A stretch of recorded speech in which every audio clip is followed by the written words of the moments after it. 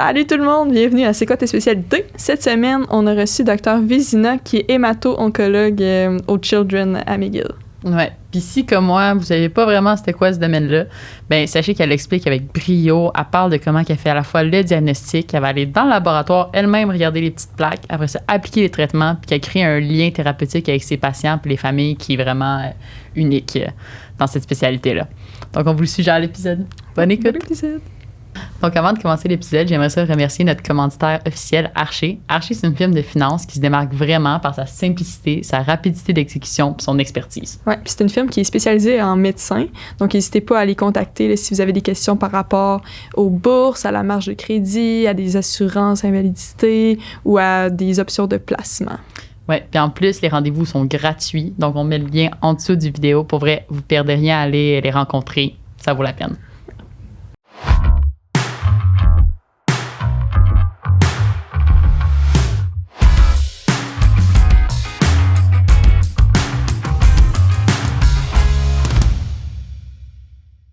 Parfait, c'est parti. Donc, merci beaucoup, Dr Vézina, d'être venu nous voir aujourd'hui. On l'apprécie beaucoup. Ça fait plaisir. Nous, souvent, comment on aime ça commencer? On aime ça reculer là, au début. Est-ce que vous avez toujours su, depuis que vous êtes jeune, que vous vouliez aller en médecine? En fait, j'ai toujours su que je voulais travailler avec des enfants. C'était ça comme ma passion. J'ai toujours adoré m'occuper des enfants depuis que je suis jeune. Et puis, je sais pas comment c'est venu trop, mais j'étais comme assez jeune. Je me rappelle que quelqu'un m'avait dit « Ah, tu devrais être docteur pour les enfants. » Puis ça m'avait comme resté en tête. Puis, ben, comme que ça avait de la facilité à l'école, puis j'avais décidé, pourquoi pas, on va essayer de rentrer en médecine. Puis ça a fonctionné. Fait que j'ai fait ça, puis j'ai continué à garder en tête que je voulais travailler avec des enfants. Puis j'ai eu la chance de pouvoir rentrer en pédiatrie puis de faire qu'est-ce que je veux. Fait que c'était vraiment mon objectif premier, je pense, initialement. Donc, vous êtes rentrée directement du cégep. Oui, vraiment toute jeune. À quelle université? J'étais à l'Université Laval. OK. Moi, je restais à Trois-Rivières, fait que j'avais comme un peu les options. Dans ce temps-là, on peut pas le faire à Trois-Rivières, là, fait que j'étais comme dans le milieu de tout, mais j'avais de la famille à Québec, fait qu'on a décidé, j'ai décidé d'aller à Québec. Puis, est-ce qu'il y a des moments pendant votre médecine que vous avez été un peu ébranlé à « Oh, peut-être que finalement, je vais pas faire la pédiatrie » ou c'était clair, 7 dans le béton? Plutôt quand j'ai vu comment de personnes voulaient en faire. Ouais, hein? On dirait que je ne m'attendais pas à ce que ce soit aussi populaire. Puis je suis un peu rentrée en médecine de façon très innocente. Là, c'est ça que même je me rappelle de quand, juste avant de commencer l'externat, ils nous avaient donné un agenda. Puis ils avaient dit, bon, c'est pratique cet agenda-là parce que les fins de semaine, puis les soirs, les fins de semaine, vous allez travailler. Je suis comme, travailler les soirs, je travaille les fins de semaine. C'était une nouveauté. Tu sais, pour moi, le docteur, il travaillait au coin de la rue, dans sa clinique, il faisait des petites affaires. Fait que j'étais comme rentrée un peu de façon innocente. Puis je me suis dit, oui, je vais faire ça, mais sans trop avoir vraiment poussé avant ce que je voulais faire. Puis c'est comme quand je disais, moi, je vais faire la pédiatrie. Moi aussi. Ah, OK. Puis il y a comment une place dans ce programme-là que là, j'ai comme un peu dit, ouais, peut-être que je devrais passer à faire d'autres choses. Ça sera peut-être pas si facile que ça, finalement, faire ça. Mais non, j'ai gardé quand même ça en tête, puis j'ai appliqué. Puis j'avais eu de la chance et pas de chance. C'était pas le CARMS dans ce temps-là. Donc, on était sur des listes d'attente, puis on savait on était où. Donc, à Québec, j'étais deuxième sur la liste d'attente, fait que j'avais pas eu de place. Il y a une place qui s'est libérée, fait que ça va arrêter à moi. Mais à Sherbrooke, j'avais eu une place, fait que je suis partie de Québec pour aller à Sherbrooke, puis j'ai fait ma résidence là-bas. Puis, comment vous êtes démarqué pour pouvoir rentrer? Parce que vous venez de dire que c'était vraiment contingenté, tout ça. Qu'est-ce que vous avez fait pendant votre médecine? Pas grand-chose, je dirais. Je pense que ça a changé beaucoup. Pourtant, je me sens pas si vieille, mais ça a quand même changé beaucoup par rapport à quand moi j'étais là versus qu'est-ce qui se passe aujourd'hui. Je vois les gens qui font plein de projets de recherche, qui m'envoient des emails parce qu'ils veulent faire des projets puis essayer de monter un super bon dossier pour leur application. En fait, je pense que je suis juste restée moi-même. Je suis quelqu'un qui est assez souriante, de bonne humeur, puis les gens je pense, ont apprécié comme plus mon attitude que vraiment, je dirais, tout un autre bagage que j'aurais pu amener. Donc, j'ai pas fait grand-chose de vraiment spécial, mais je pense que dans tous les stages que je faisais, mais je lisais beaucoup avant d'aller. J'arrivais préparée. Puis en pédiatrie, c'était la même affaire. Tu sais, j'arrivais, j'étais préparée, je savais les diagnostics différentiels. Puis, tu sais, habituellement, je pense que les patrons, ils disaient « Ah oui, tu sais, ça t'en sait beaucoup pour une étudiante, pour une externe. » Fait que, tu sais, toujours, je pense, ce côté-là qui m'a peut-être plus démarqué, le fait d'arriver préparée pour mes stages, puis de le lire là-dessus, puis le soir, d'arriver, puis OK, j'ai eu, tu sais, tel cas, je lisais un peu en parallèle pour pouvoir être renseignée pour le lendemain, puis ça a toujours fait que finalement, mes évaluations étaient bonnes. Les gens qui étaient sur les comités de sélection étaient ces personnes-là qui m'avaient évalué. Fait que tout ça a fait que finalement, je pense que ça a facilité les choses. Oui, j'ai l'impression qu'aujourd'hui, genre les gens, ils se concentrent vraiment sur l'extracurriculaire, que parfois ils oublient un peu l'aspect de clinique, qui je pense super important aussi. Là. Parce que finalement, en résidence, les patrons se font souvent dire qu'ils choisissent avec qui ils veulent travailler. Exactement. Tu sais, c'est quand même un collègue pour quelques années. Je pense que l'important, c'est, oui, c'est sûr qu'il faut être quelqu'un de compétent, mais si c'est quelqu'un avec qui tu sens qu'il va pas t'entendre, ça ne fonctionnera pas vraiment plus. C'est clair. Puis c'est quand dans votre parcours que vous avez réalisé que l'hémato-onco, particulièrement, ça vous intéressait? Donc, je dirais c'est vraiment quand j'ai fait mon stage d'hémato, parce que quand on commence en pédiatrie, les premiers stages, c'est beaucoup NICU, justement, le soin intensif. Tu sais, pour être à l'aise sur les gardes, il faut que tu aies vu des bébés, que tu sois capable d'intuber, de faire ces choses-là. Fait que pour la première année, tu te concentres vraiment plus sur vraiment soins intensifs néonataux, pédiatrie de base, là, étage et tout ça. Puis j'aimais, moi, le côté hospitalier. Tu sais, j'aime peut-être un peu moins quand même le côté soins intensifs, urgences, je suis moins de ce côté-là, mais le côté s'occuper des patients à l'hôpital, c'est comme plus mon genre. Puis quand j'ai fait le stage d'hématologie, en fait, qu'est-ce que j'ai vraiment aimé, c'était comment la relation que le médecin elle avait avec ses patients. Donc moi, c'est sûr que c'était un petit milieu. J'étais à Sherbrooke, donc il y avait juste une hématologue qui était là. Fait que ses patients, elle les connaissait comme vraiment de A à Z, là, tu sais, elle savait toute leur famille, elle les connaissait super proches. Puis quand j'étais là, on a eu je sais pas dire la chance parce que c'est pas la chance, mais l'occasion d'annoncer une rechute à une famille. Puis j'ai vraiment comme tout vu, tu sais, l'ampleur puis l'importance qu'elle avait dans les soins de cet enfant-là. Puis j'ai vraiment dit, c'est ce genre de médecine-là que je veux faire.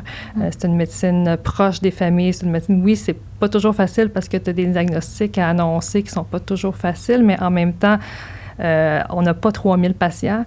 Mes patients, je les connais, puis j'ai l'impression que c'est cette relation-là, moi, avec mes patients que je cherchais, puis c'est vraiment pour ça que j'étais initialement intéressée par cette spécialité-là. Puis j'ai toujours aimé l'hématologie aussi, quand on a fait les cours à l'université sur l'hématologie, c'est quelque chose qui m'intéressait aussi, donc j'ai été chanceuse de pouvoir combiner les deux.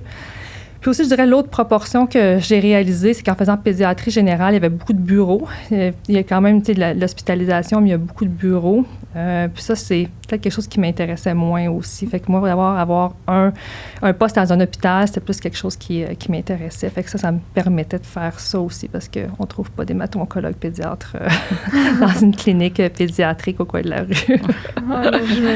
J'ai souvent l'impression que l'hématologie, c'est un domaine qui est quand même plus complexe, plus, je sais pas comment dire, j'ai l'impression qu'il est plus nébuleux pour beaucoup de médecins en tant que tel. Est-ce que vous avez l'impression parfois que c'est pas assez compris par les autres gens à l'hôpital? Moi, il y a beaucoup d'étudiants qui viennent en stage avec nous qui trouvent que la formation qu'ils ont en hémato est limitée. Je sais pas, parce que j'ai pas fait mon cours à McGill, c'est difficile de comparer, mais comme pour interpréter une formule sanguine, les résultats, les diagnostics différentiels d'une anémie microcytaire, diagnostics différentiels d'une thrombopénie, j'ai pas l'impression qu'il y a beaucoup de gens qui savent ça très bien, puis peut-être pas beaucoup de gens qui sont intéressés non plus, je sais pas, à le savoir. Mais je trouve que c'est tellement quelque chose de logique, puis tu sais, d'algorithme, puis que quand tu sais une chose, tout déboule, que pour moi, c'est pas nébuleux. Puis en fait, les formules sanguines, le monde en demande à tous les jours. Tu sais, comme médecin, on en demande tout le temps. Puis je pense malheureusement que c'est pas assez enseigné parce qu'on a tellement d'appels de pédiatres ou de médecins en communauté qui reçoivent des résultats puis qui sont embêtés sur certains résultats qu'ils voient. Donc, je pense que ça pourrait avantage à être mieux enseigné peut-être et peut-être plus compris. Parce qu'une fois que c'est compris, je pense que c'est pas si nébuleux. C'est très logique, il faut juste comprendre la logique. Exactement. C'est vrai que là, je vous entends dire ça, puis c'est dans la fameuse sanguine, tu sais, il y a comme, tu sais, tous les différentiels en bas, là, puis la moitié des valeurs, tu sais, je saurais même pas comment faire, là. C'est vrai, puis tu sais, ça fait 1 an qu'on fait des stages, fait que clairement que, on aurait avantage à savoir un peu plus, là. Oui, puis tu sais, comme il y a des chiffres qu'on ignore totalement dans une formule sanguine, qu'on passe à côté, tu sais, qu'on se dit même pas que c'est important, mais que ça a vraiment une importance quand tu fais ton diagnostic différentiel, parce que ça va t'amener d'un côté ou de l'autre. Puis la partie oncologie, mettons, juste, je me dirais, j'ai de la misère à comprendre c'est quoi un peu la combinaison des deux, tu sais, est-ce que c'est vraiment des conditions séparées? Est-ce que quelqu'un pourrait faire juste hématologie, juste oncologie, ou c'est souvent mis ensemble, mettons? Fait que c'est différent pour l'adulte de pour l'enfant. Donc, l'adulte, ils font médecine interne. Après ça, ils font soit oncologie ou hémato, puis ils peuvent faire une année supplémentaire dans ce qu'ils n'ont pas fait. Donc, une année supplémentaire en hémato si tu as fait onco, une année supplémentaire onco si tu as fait hémato. Puis la plupart des centres qui ne sont pas dans les gros centres urbains vont demander que les gens soient formés dans les deux. Mais tu peux rester en centre urbain et avoir fait juste de l'hémato, juste de l'onco. Pour la pédiatrie, c'est différent. Donc, on fait notre formation en pédiatrie, puis après ça, la formation supplémentaire est en hémato-onco. Donc, on fait les deux en même temps. Donc, c'est 3 ans d'hématologie et d'oncologie. Okay, 3 ans. Fait que c'est vraiment... Donc, moi, c'était 3 ans de pédiatrie, mais je pense que ça va changer pour 4 ans avant. Puis après ça, 3 ans d'hémato-onco. Donc, parce que je pense que juste la pédiatrie, c'est plus petit, là. Donc, on fait les deux de façon combinée. Une fois que tu as fini, évidemment, les hémato-onco-pédiatriques, il y en a juste dans 4 centres au Québec et qui sont tous des centres universitaires. Donc, il faut faire une formation complémentaire pour pouvoir travailler. Ça, c'est comme, tu peux pas passer à côté, finalement. Donc, il y en a juste faire un fellowship après le 3 ans. Oui, absolument, parce que tu peux pas être engagé nulle part sinon. Donc, c'est Sainte-Justine, c'est Québec, c'est McGill, puis c'est à Sherbrooke que tu peux travailler. Donc, la formation complémentaire, les gens la font souvent dans une passion qu'ils ont eue dans leurs 3 ans. Donc, si tu as une passion en leucémie, tu peux faire 1-2 ans de leucémie. Si tu veux faire de la greffe de moelle osseuse, tu vas faire ta greffe de moelle osseuse. Moi, j'ai fait en trouble de la coagulation, donc en hémophilie, trouble de la coagulation. Et donc, après ça, notre pratique, je pense que ça dépend un peu de l'hôpital où tu travailles. Comme nous, au Children's, on n'est pas un très gros centre à comparer à d'autres centres. Donc, on fait quand même de tout. Donc, je m'occupe de patients qui ont autant des maladies hématologiques que oncologiques. Mais je suis spécialisée en troubles de la coagulation. Donc, toute la clinique d'hémophilie, c'est vraiment moi qui m'en occupe. Donc, j'ai une collègue qui est spécialisée, par exemple, en tumeurs cérébrales. Donc, elle va voir d'autres genres de patients, mais les tumeurs cérébrales, c'est elle qui s'en occupe. Il y a des centres qui sont plus gros qu'eux vont vraiment se diviser. Donc, par exemple, à SickKid, l'hématologie et l'oncologie, une fois que tu as fini ta formation, c'est vraiment 2 choses complètement différentes. Puis des gens peuvent être spécialisés, par exemple, en sarcome, puis ne faire que des sarcomes, puis même pas voir les autres genres de tumeurs. Fait que ça dépend vraiment du centre où tu es.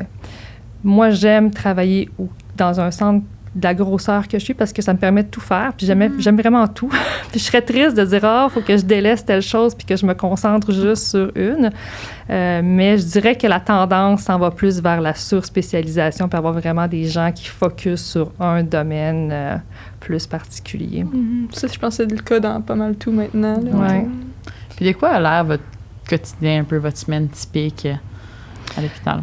Donc, on a comme 2-3 grosses différences de semaine. En fait, la principale, c'est si tu es à l'étage. Donc, quand on est à l'étage, évidemment, on a un étage de 12 lits. Fait qu'on a des patients qui sont hospitalisés pour leur chimio, nouveau diagnostic, complications. On a 2 lits de greffe. Donc, des fois, ils sont occupés par des patients qui sont en greffe, mais parfois pas non plus, là. Puis, on s'occupe des consultations, donc les appels qu'on a pour nouveaux cancers, anémie, des choses comme ça. Fait que ça, c'est quand même, je dirais, nos grosses semaines occupées où on n'a pas tout le temps des résidents. En fait, on n'a pas souvent des résidents. Puis, on avait avant beaucoup de fellows, puis là, on en a presque plus cette année. Donc, c'est ça, c'est vraiment, on est souvent tout seul avec les patients, les consultations. Fait que ça, c'est des semaines qui sont assez occupées. Sinon, on a la clinique. Donc, quand on n'est pas à l'étage, on est à la clinique où de manière qu'on fonctionne, nous, c'est que le matin, on a des patients plus oncologiques qui vont venir pour leur suivi, transfusion, antibiotiques, ces choses-là. Et l'après-midi, on a des cliniques spécialisées comme ma clinique d'hémophilie, une clinique d'anémie falciforme, une clinique de suivi de patients qui ont fini leur traitement. Donc, ça dépend de comment on est, comment il y a de monde en congé. On fait quelques cliniques dans la semaine. Et puis, l'autre tâche que moi j'ai, mais c'est pas tout le monde qui fait, c'est aussi je fais du laboratoire. Donc, regarder les frottis au laboratoire, les aspirations de moelle osseuse, les liquides, ces choses-là. Donc, ça, il y en a qui sont vraiment plus formés oncologiques dans mon département qui vont pas faire cette partie-là parce qu'il faut vraiment avoir eu la formation plus aussi hémato là, qu'on a quand on est formé au Québec. Donc, moi, je fais ça aussi. Ah, c'est intéressant. Je savais pas qu'il y avait cet aspect-là de la pratique aussi en jeu. Oui, puis je pense que c'est une des choses qui est vraiment intéressante dans notre pratique. C'est par exemple, tu peux voir un patient à l'urgence pour X problème, puis là, tu demandes une formule sanguine, tu regardes les résultats, mais tu vas la voir après avec tes yeux. Ouais, Puis là, tu peux faire le diagnostic toi-même, tu vois les blasts, tu sais que c'est une leucémie, tu vois telle autre, une autre chose, puis tu dis, ah, OK, je pense que ça va être ça le diagnostic. Donc, c'est quand même intéressant de pouvoir tout mettre ensemble, puis je trouve qu'on a une partie un peu investigateur, dans le sens que on part, on demande nos labs, on va les voir, on fait notre diagnostic, on va voir les familles après, on explique qu'est-ce qu'on a trouvé. Fait que c'est vraiment une belle combinaison de tout, finalement. Puis, mettons, hémophilie, votre clinique, c'est quel âge à peu près, quel groupe d'âge que vous voyez le plus? Comme je suis pédiatre, c'est tous les enfants de moins de 18 ans. Mais je dirais que, habituellement, les hémophiles, s'ils ne sont pas diagnostiqués à la naissance parce qu'il y a une histoire familiale, ce qui est quand même une grosse proportion d'enfants qui vont être diagnostiqués pas longtemps après la naissance parce que les mères savent qu'ils sont porteuses, parce que leur père était hémophile ou parce qu'ils ont un frère hémophile. La majorité, sinon, sont diagnostiqués surtout vers l'âge de 1 an, quand ils commencent à marcher, ils tombent, sont pleins de bleus. Des fois un peu avant, des fois un peu après. Donc, on a de tous les âges qui viennent nous voir. Pour les suivis, là, puis tout. Ah, oui. on va l'arrêter. Puis, est-ce que vous les suivez, genre, est-ce qu'il y a un enfant que vous voyez à 1 an, vous suivez jusqu'à l'an qu'il a 18 ans? Oui. Puis, qu'est-ce qui est vraiment le fun à la clinique où je travaille, c'est que comme au Children, on est aussi à la même place qu'adultes. On fait une clinique conjointe, en fait. Donc, on fait la clinique ensemble. Moi, je vois les enfants. Ma collègue qui est hématologue adulte spécialisée en hémophilie voit les adultes. Fait que des fois, on a des frères, tu sais, qu'il y en a un qui est encore d'âge pédiatrique, l'autre qui est d'âge adulte, ou des fois, une mère qui est porteuse, qui a besoin d'être vue, puis son enfant a besoin d'être vu, on les voit en même temps. On a une infirmière qui est responsable du programme, qui est là aussi, puis on a une physiothérapeute qui travaille dans notre équipe, qui est là à toutes les cliniques aussi pour évaluer la fonction musculaire puis les articulations. Fait qu'on a vraiment un beau travail d'équipe. Fait que c'est vraiment le fun. Puis, c'est super bon pour la continuité des soins. Ouais, j'ai l'impression vraiment. dans beaucoup de domaines en pédiatrie, une fois que les enfants tournent adultes, sont un peu laissés. Oui, non, vraiment pas. C'est vraiment une belle continuité de soins. Puis, vraiment une belle collaboration aussi parce que, ben, tu sais, c'est justement des fois la mère est enceinte, donc c'est ma collègue qui va la voir, organiser l'accouchement. C'est elle qui a les contacts en obstétrique, tu sais, pour s'assurer que ce soit une personne, qu'elle soit accouchée à notre hôpital parce qu'on ne les laisse pas accoucher ailleurs, dans un centre qui n'a pas d'hémophilie, si c'est à risque que l'enfant soit hémophile. Moi, je vais faire les prescriptions pour le bébé, puis une fois que le bébé est né, on m'appelle. Fait qu'on travaille vraiment tout le monde ensemble pour une belle coordination des soins. C'est vraiment cool. Puis en général aussi, le domaine de l'hémophilie au Canada, c'est vraiment le fun. Là. Je ne vais pas prêcher par ma paroisse, mais c'est vraiment le fun. Les gens sont tellement gentils. On n'est pas tant que ça à faire ça au Canada. Donc, je pourrais te nommer des collègues dans chaque hôpital qui a des centres d'hémophilie qui en font, parce qu'au Québec, on est aussi juste 4 centres d'hémophilie. Mais c'est la même chose au Canada. Il y a vraiment des centres qui sont dédiés à l'hémophilie. Puis à chaque année, on a des réunions annuelles. On a beaucoup de collaborations, des guidelines canadiens qui sont écrits. Fait que c'est vraiment un milieu qui est petit, mais qui est vraiment super intéressant à travailler. Puis il y a assez de cas pour que vous ayez, comme c'est ça, une clinique au moins par semaine. Oui, bien je ne fais pas juste l'hémophilie, dans le sens que je vais voir tous les patients qui sont référés pour segment de nez, que le médecin trouve que le segment de nez est un peu trop d'habitude, ou plus de bleu que d'habitude, ou des choses comme ça. Fait que je vois beaucoup de patients qui, finalement, n'ont pas trop de la coagulation, mais pour faire une investigation approfondie, s'assurer qu'on ne trouve rien. Donc, j'ai une proportion d'hémophiles, mais une proportion aussi de maladie de von Willebrand, de dysfonction plaquettaire, d'autres choses. Puis plein de patients que je vois, puis finalement, ben, je leur dis, vous avez rien, vous pouvez tourner voir votre médecin. Bonne nouvelle. Puis, y a-t-il un aspect de votre pratique que vous trouvez un peu plus difficile, que vous aimez un peu moins? C'est sûr. Même si on adore notre travail, il y a toujours des choses qui sont plus difficiles. De mon côté, ce que je trouve plus difficile, c'est les rechutes. Donc, annoncer à une famille que leur enfant un cancer, c'est difficile, mais on dirait qu'il y a toujours l'espoir. Tu sais, la majorité des cancers pédiatriques, on est capable de les guérir. Donc, il y a toujours les bons... dans beaucoup de cas, des bons chiffres à donner ou de l'espoir à donner à la famille. Mais quand il faut annoncer que la maladie est revenue, je trouve ça beaucoup plus difficile. Parce que tu as établi un contact avec la famille aussi, puis avec l'enfant. Des fois, ça fait 1 an, 2 ans, 3 ans que tu les suis, cette famille-là. Donc, c'est pas la même relation déjà que quand tu les vois de nouveau à l'urgence, que tu les connais pas. Aussi, ben les enfants puis les parents, ils se disent « Oh mon Dieu, on a tout fait ça, puis il faut recommencer. » C'est vraiment souvent un gros découragement. Puis ils savent aussi que les chances de guérison sont plus aussi bonnes qu'elles étaient au diagnostic parce que la maladie est revenue. Donc, tout ça fait que c'est pas des discussions faciles. Puis moi, je trouve que c'est la partie la le plus difficile de mon travail, d'avoir annoncé ça à des enfants, surtout des enfants qui sont en âge de comprendre, adolescents, tout ça. Puis il y a des parents aussi, c'est le côté difficile.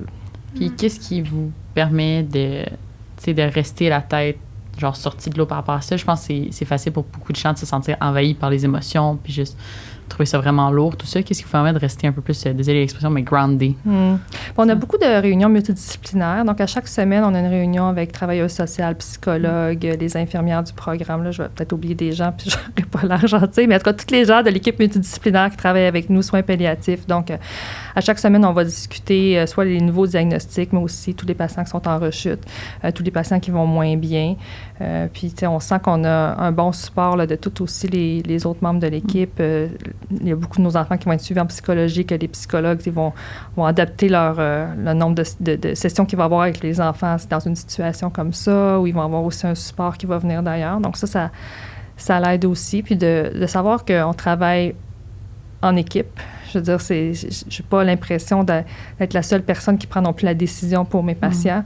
On discute tout le temps des plans de traitement des enfants en rechute ou des nouveaux diagnostics avec les autres collègues oncologues dans les tumor boards. Donc, on sent aussi qu'on a un support, que c'est pas comme juste notre décision, mais c'est la décision d'un groupe, c'est la décision de plusieurs spécialistes. Fait que ça l'aide aussi, je pense, à se conforter dans les choix de traitement qu'on fait, puis de se dire que, bon, tu sais, la maladie est revenue, c'est pas de notre faute, c'est pas parce qu'on a fait quelque chose de pas correct, mais c'est la maladie, malheureusement, qui fait ça.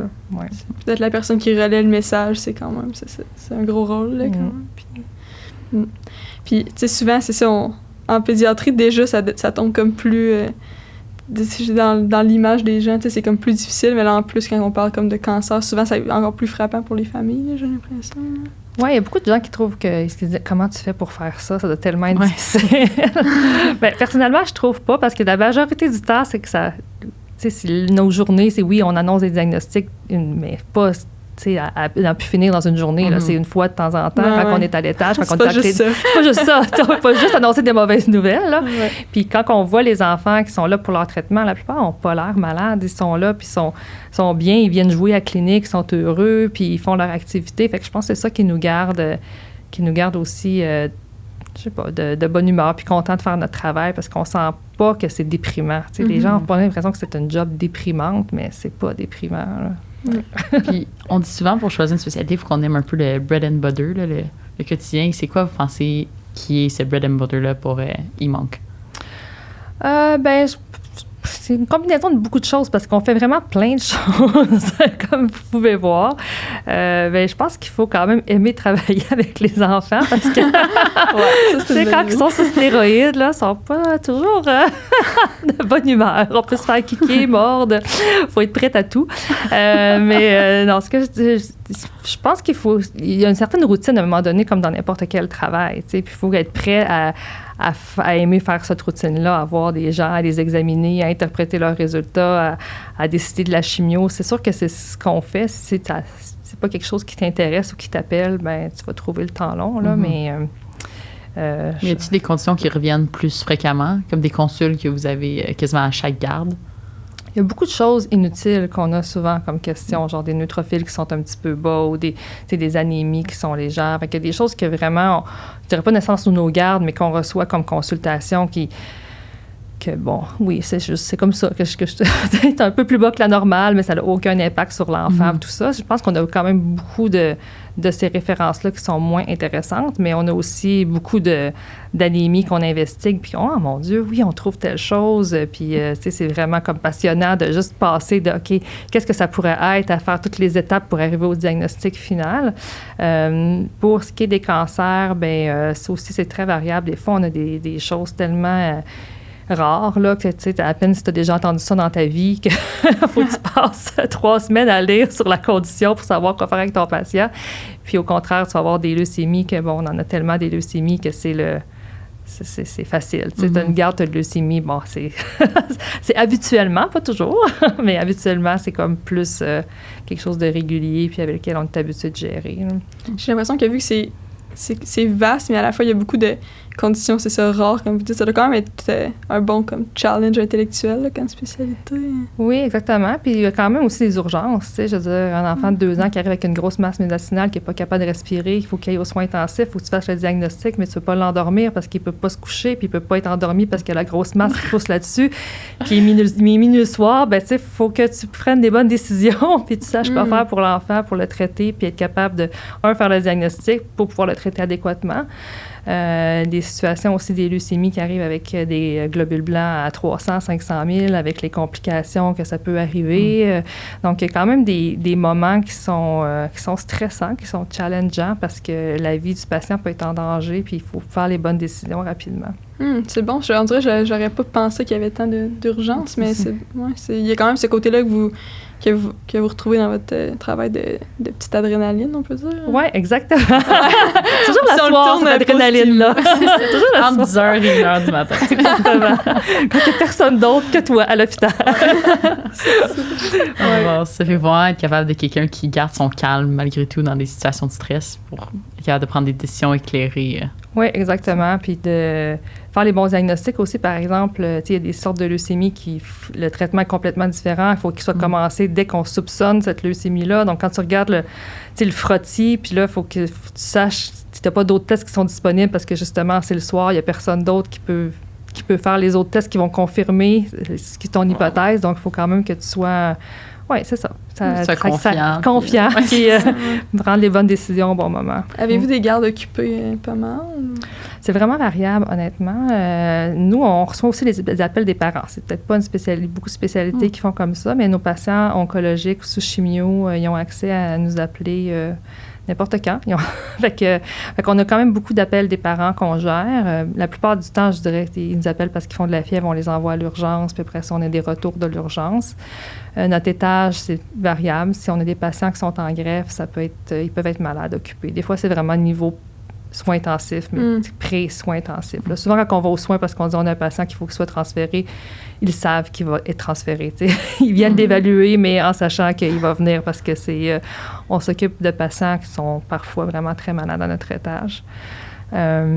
Donc, c'est ça, appel des parents, consultation, nouveau diagnostic, notre étage. Fait que c'est variable dépendamment de qu'est-ce qui rentre à l'urgence puis comment on a de patients hospitalisés. Ça peut être occupé comme on peut avoir des gardes tranquilles. En regardant en arrière puis tout le parcours que vous avez fait, est-ce qu'il y a des choses que vous auriez changées? Vous feriez exactement la même chose? Non, je pense pas que j'aurais rien changé. Ouais, c'est un bon signe. Je pense pas que j'aurais rien changé. En fait, c'est ça. J'avais un peu hésité quand j'ai eu la chance de faire mon fellow en hémato-onco, d'aller à Sainte-Justine ou d'aller au Children's. Puis j'étais venue visiter les deux. Puis j'étais bien embêtée par l'anglais parce que je parlais pas très bien anglais. Puis j'étais comme, oh mon Dieu, il me semble que ça va être difficile. Est-ce que je fais vraiment ça? Puis finalement, j'avais décidé de plonger. Justement, l'hématologue avec qui je travaillais à Sherbrooke, elle venait faire aussi des journées au Children's. Puis elle disait, non, tu vas être capable, vas-y, ça va bien aller. Puis finalement, je suis restée là. J'ai fait mon fellow. Puis ils m'ont gardée après. Fait que ça a été une bonne décision. Puis au final, à McGill, la moitié des patients presque sont francophones. Là. En tout cas, nous, dans... Oui, les patients sont francophones. Il y a beaucoup de personnel de la santé, d'infirmières, de pharmaciens, d'autres médecins avec qui je travaille qui sont francophones. Donc, je pense que je parle autant français, sinon plus qu'anglais dans une journée parce que je parle pas anglais aux gens qui sont francophones. On se parle en français. Puis, est-ce qu'il y a comme des choses que vous aimez dire pour attirer les étudiants en hémato-oncologie? Genre, est-ce qu'il y a des caractéristiques en particulier que vous êtes comme ça pourrait attirer la nouvelle génération à venir? Je pense que c'est vraiment la combinaison de tout ce qui peut être fait. Je pense, comme tu disais tantôt, j'avais pas l'idée qu'on faisait du laboratoire. Des fois, ça fait du bien de se dire, hey, j'étais une journée de laboratoire, tu sais, je suis pas de patient, j'ai mes lames, je vais à mon rythme, tu sais, ça casse le beat, tu sais, ça casse le beat de, tu sais, toujours voir un patient après l'autre, puis de voir. Je pense que la combinaison de tout ça fait que ça fait un bon équilibre. Oui, on a des semaines super chargées avec émotionnel, avec des diagnostics annoncés, des choses comme ça, mais on a aussi des semaines qui sont... je devrais pas dire relax parce que c'est pas le mot, mais justement, le beat est différent, que tu peux faire d'autres choses. C'est beaucoup axé sur la recherche aussi, évidemment, parce qu'avec on veut toujours donner le meilleur à nos patients. On fait partie d'un groupe qui s'appelle le Children Oncology Group, qui regroupe tous les hôpitaux en Amérique du Nord qui traitent les enfants avec cancer. Donc, on a des protocoles de recherche.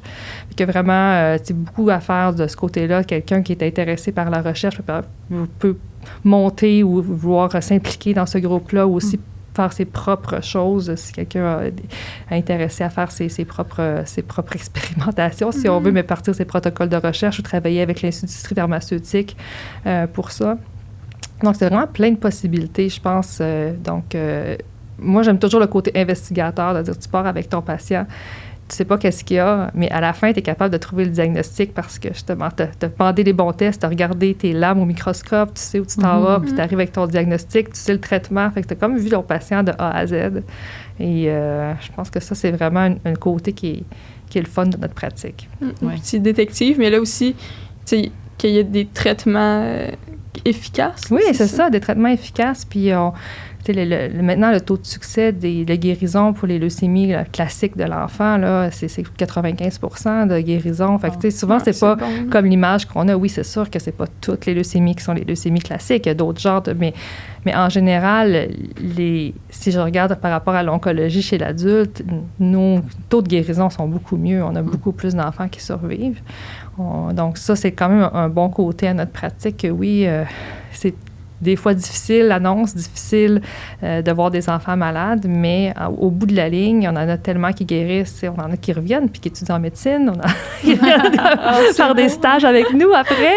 Donc, on a vraiment l'impression d'avoir fait une différence dans la vie des gens. Puis la différence de prognostic, diriez-vous que c'est à cause justement qu'il y a beaucoup de recherches en pédiatrie ou c'est peut-être un peu les deux aussi, mais que les enfants sont plus capables de se remettre de certaines conditions? Oui, ils tolèrent mieux la chimio habituellement que les adultes, mais oui, il y a beaucoup de recherches. C'est sûr que les cancers qui sont les plus communs, bien, c'est là que les avancées ont été les plus grandes. Comme les leucémies, c'est le type de cancer qui est le plus fréquent chez les enfants. Il y a eu un plus gros bassin de patients chez qui des traitements ont pu être tentés. Il y a eu vraiment une avancée qui était plus grande si tu compares à d'autres tumeurs, disons, qui sont plus rares, qu'au total, il va y avoir beaucoup moins d'enfants qui vont être affectés. Donc ça peut prendre plus peut-être de temps ou de recherche avant que le pronostic de ces enfants-là change drastiquement. Mais en général, pour toutes les tumeurs pédiatriques, là, la majorité, il y en a encore pour lesquelles on n'a pas de traitement à offrir. C'est malheureux. Il y a quand même certaines tumeurs pour lesquelles on n'a pas vraiment de traitement qui vont être curatifs. Oui, qui vont prolonger la vie, mais pas qui vont être curatifs. Mais la plupart, sinon, on a quand même des choses à offrir. Puis un bon temps de guérison chez plusieurs tumeurs. Puis y a-t-il des domaines qui sont particulièrement en effervescence au niveau de la recherche en ce moment dans l'hémato-onco? Vraiment la médecine de précision. On en entend beaucoup parler, mais plus avec l'immunothérapie. Un peu changer de la chimiothérapie qui tue à peu près tout sur son passage, toutes les cellules qu'elle voit. Essayer de se concentrer sur des médicaments qui sont plus ciblés, qui vont cibler des récepteurs à la surface des cellules, qui vont cibler les cellules anormales, puis pas toucher à tout le reste. Donc, c'est vraiment c'est ce qu'on voit en leucémie, ce qui s'en vient en lymphome, en plein d'autres genres de tumeurs aussi pour le futur. Ça va vraiment changer le traitement, ça. Les effets secondaires, tout ça, ça va être vraiment... Oui. Pour le moment, c'est encore beaucoup combinaison chimio avec immunothérapie, mais qui sait pour le futur si ça va prendre une place encore plus importante, puis les autres traitements qui étaient plus... qu'on utilisait il y a plusieurs années vont peut-être être un petit peu moins... à l'avant-plan, disons. Puis vous disiez tantôt que, c'est ça, il y a les 4 gros centres au Québec où il y a les hémato-oncologues, mais est-ce que vous pensez que dans le futur, ça pourrait être possible pour quelqu'un, mettons, qui voudrait pratiquer plus en centre éloigné ou en plus petit milieu communautaire? Probablement comme en étant... Bien, il y en a déjà, comme je pense à Saguenay, là, où il y a un pédiatre là-bas qui a fait une formation en hémato puis qui voit des patients qui est affilié à Québec. Donc, je pense que c'est plutôt une affiliation que vraiment dire qu'il va avoir un centre. Parce qu'il faut quand même que tu aies un certain nombre de patients, un débit pour pouvoir faire partie du Children Oncology Group. Il faut que tu sois capable de mettre un nombre X de patients par année sous études. Donc, c'est sûr que si tu n'as pas ce volume-là, bien, tu ne seras pas capable d'ouvrir les études. Puis pour les patients, bien, c'est pas intéressant s'il y a une étude qui est ouverte, qui est disponible pour ton type de tumeur, de pas avoir accès à ces traitements-là. Donc, je pense que c'est plus comme des centres satellites, je dirais, que vraiment des centres primaires. Vous dites que le Children Association, c'est pour genre toute l'Amérique du Nord. Ouais. Est-ce que parfois il y a plus de difficultés d'avoir des traitements au Canada versus les États-Unis ou c'est pas mal équivalent, ça? Ça peut arriver parfois que certains médicaments, c'est plus long avant d'avoir accès au Canada par rapport aux États-Unis. Oui. Est-ce que vous avez déjà vu de la frustration par rapport aux parents? Parce que je suppose qu'il y en a beaucoup qui doivent aller voir en ligne et tout ça. S'il y a quelque chose qui est vraiment intéressant aux États-Unis pour, par exemple, je dirais un patient en rechute, ben, on peut les envoyer là-bas. Des fois, ça va arriver qu'on les envoie dans un centre particulier qui vont prendre des patients internationaux. Donc, c'est arrivé comme qu'on envoie des patients à ces endroits-là. Sinon, je dirais, ben moi, pour mon côté hémophilie, ben, il y a une molécule vraiment révolutionnaire qui est sortie il y a quelques années qui permet de traiter sous-cutané au lieu d'intraveineux les patients. Puis au lieu d'intraveineux comme à tous les 2 jours, c'est sous-cutané une fois par 2 semaines. Donc, ça fait vraiment une grosse différence. Là. C'est comme, parce que les parents apprennent, ils piquent leur enfant eux-mêmes intraveineux, ils apprennent à mettre un papillon, à donner leur traitement intraveineux. Fait que c'est un gros apprentissage quand les enfants sont bébés, là, parce que, évidemment, sont potelés. Puis même les infirmières, c'est difficile. Fait que pour les parents, encore plus. Fait que c'est vraiment...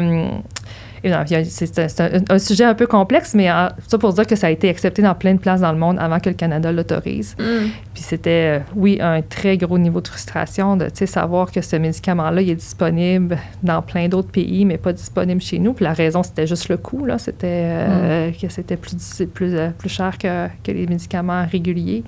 Ça a quand même monté beaucoup de frustration, je dirais, chez les parents, jusqu'à ce que finalement, ça soit autorisé. J'imagine. Là, c'est autorisé maintenant. Oui, c'est autorisé, mais comme Emma Québec n'est pas la même chose que CBS, ça a été autorisé parce que ces médicaments-là, c'est considéré comme des produits de remplacement du sang. Donc, c'est pas géré par des pharmacies, c'est géré par Emma Québec puis CBS. Avant, c'était une entité, mais après tout le sang contaminé, là, ça s'est séparé en 2. Fait que tout le reste du Canada qui a CBS, puis Québec, on a Emma Québec.